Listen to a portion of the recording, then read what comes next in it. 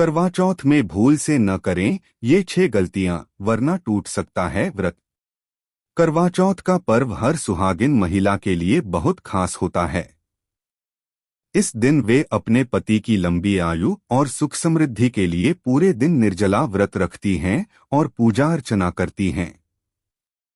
यह व्रत न केवल एक धार्मिक परंपरा है, बल्कि पति पत्नी के अटूट प्रेम और समर्पण का प्रतीक भी है।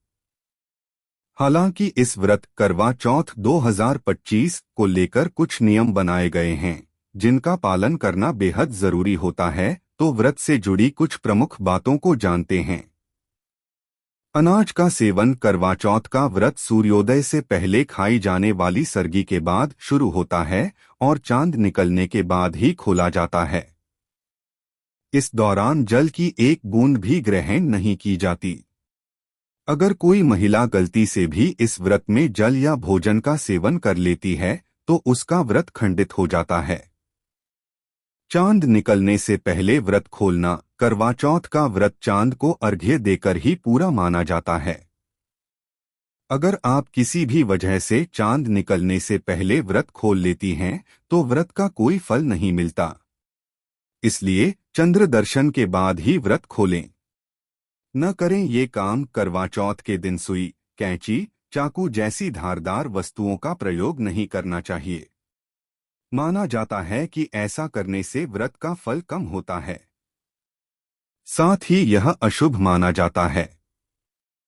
ऐसे में इस दिन सिलाई या कढ़ाई जैसे काम करने से बचें। दिन में सोना। व्रत के दिन दोपहर या दिन में सोने से भी बचना चाहिए। शास्त्रों के अनुसार व्रत में दिन के समय सोना वर्जित माना गया है, क्योंकि ऐसा करने से व्रत का फल नहीं मिलता है।